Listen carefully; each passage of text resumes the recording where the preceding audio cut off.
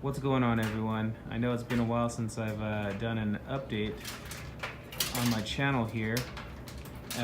Last weekend I was in Vegas for the Mini Moto takeover, and I was fortunate enough to win a couple prizes, and I won a swap kit for the Honda Grom. So it's like a Z190 mount for the Honda Grom. So what that is basically just a Chinese motor, which is a 190 cc motor mount for the Honda Grom.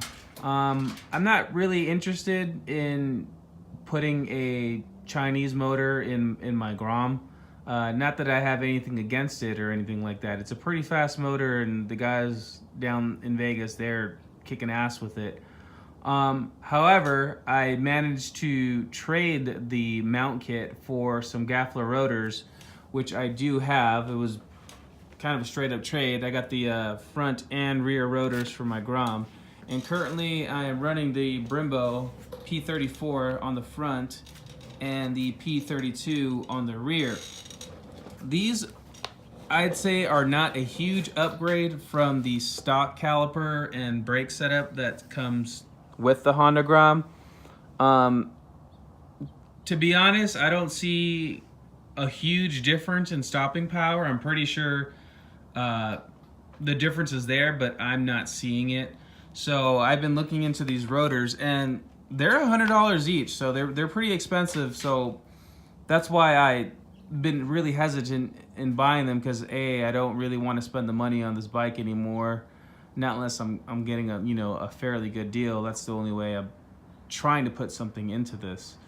So we'll see if these rotors will give me slightly better stopping power. I know for a fact that they are thicker than the OEM rotors, because I have a caliper here and I basically mic'd them out, and I think they're thicker by like 200 thousandths or something like that, 300 thousandths. I don't exactly know the numbers, but they are slightly thicker than stock. So I've also been told that you do have to upgrade the master cylinder when you're running a bigger brake on these bikes, and that is true, because as you can see over there, I have a Daytona master cylinder with the Brembo P32 in the front and a thicker rotor. That's the braking rotor. It wasn't too expensive. I think that was like maybe $60. But with this, it stops very well. It stops better than my Grom. So that's what I'm really trying to achieve with this bike right now, because I'm not stopping very well. Like, these are not that great, but we'll see. Hopefully it makes a slight difference. So what I'm going to do is install the rotors, and I'm going to basically bleed the brake lines to get some better stopping power, in a sense. I think they could be bled a little better. I mean, look at this. That's going all the way down right there. So I'm gonna redo all that stuff and see how it works out, because like I said, trying to save myself a few $100s here, because I definitely don't want to upgrade this. And it's not to say that I cannot afford to do it, I just don't want to do it and spend the money on it, because I'm trying to do other things with my money. For example, like, I'm saving up for a new car right now, and $200 could go a long way to my next purchase in a vehicle. So that's it for right now. I'm going to be stopping this video and basically piecing it together. And once I'm all done, I'm probably make another video describing what I've done to my Grom. So we'll see if these gafflers help out. These are $100 each for the front and rear. Like I said, I traded the mount kit for it, which was roughly the same price.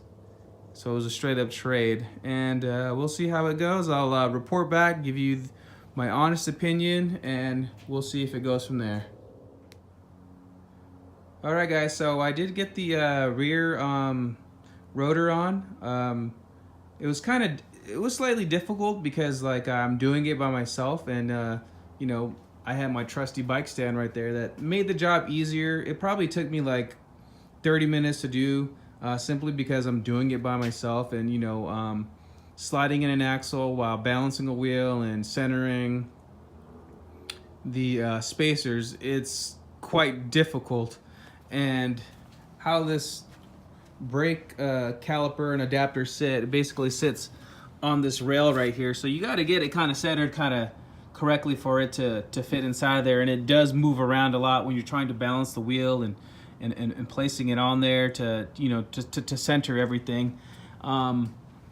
Yeah, so bottom line, it was difficult. I'm doing it by myself. It took me a little while to do.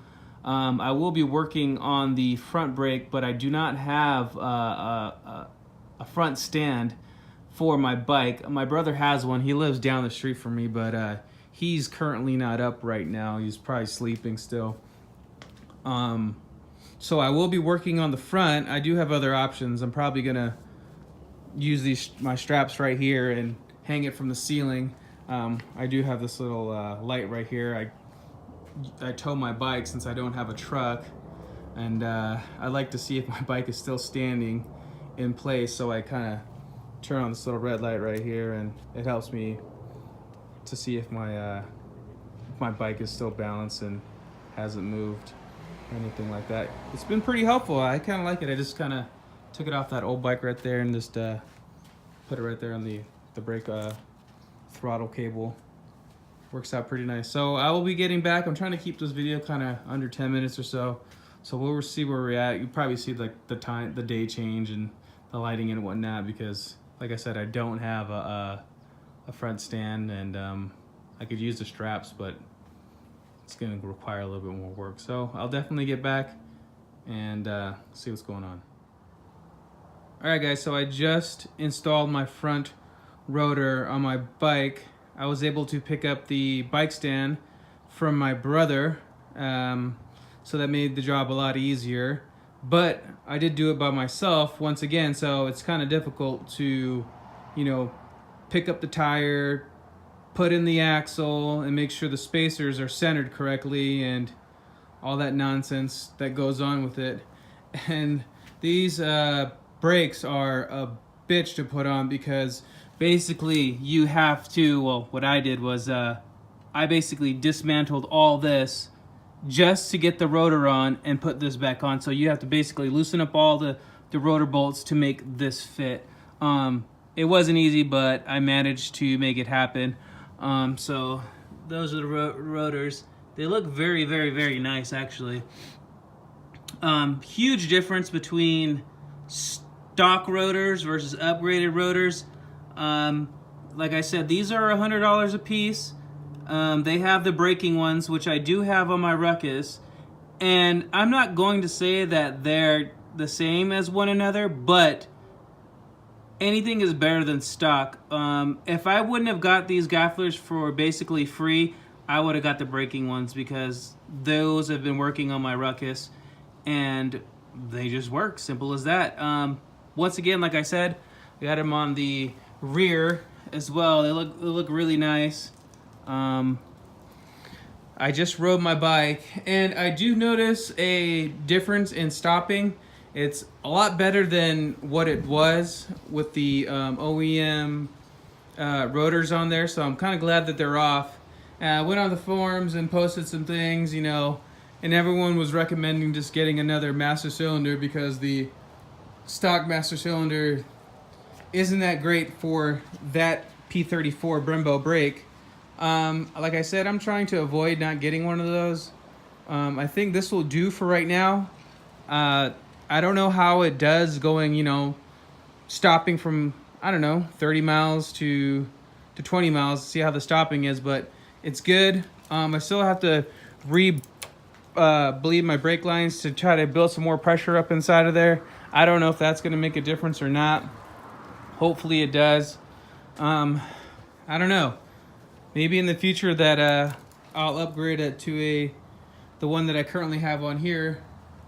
which is the Daytona master cylinder. It's pretty good, but the thing is, I have these, so I don't know if they're gonna, those AFV levers they're going to fit correctly on the Daytona one. I know it's been done before. I probably just have to reach out and ask which lever, you know, the individual got, and that shouldn't be a problem. But I really don't want to buy a master cylinder for this bike. I don't want to spend the money, and plus if it doesn't fit, I would have to buy another one of these, which is $125. I don't want to do that. This is okay for right now. I'll probably get back on a review once I get the lines bled again, but I'm pretty much done for the day with this bike. I took a huge break and took my dogs to the park, so they're kind of happy, and I ate some food, and putting that front rotor back together was definitely a challenge because I had this on the wrong way. I didn't notice it. But yeah, that's really about it. I probably should get my bike cleaned up because I haven't cleaned it forever. Probably go ride it tomorrow or something like that. We'll see. So that is about it for my video. Thanks for watching, and I'll be back maybe tomorrow with the video and just giving an update on the bike, because I did make some slight modifications. Nothing too major, but it's on the bike.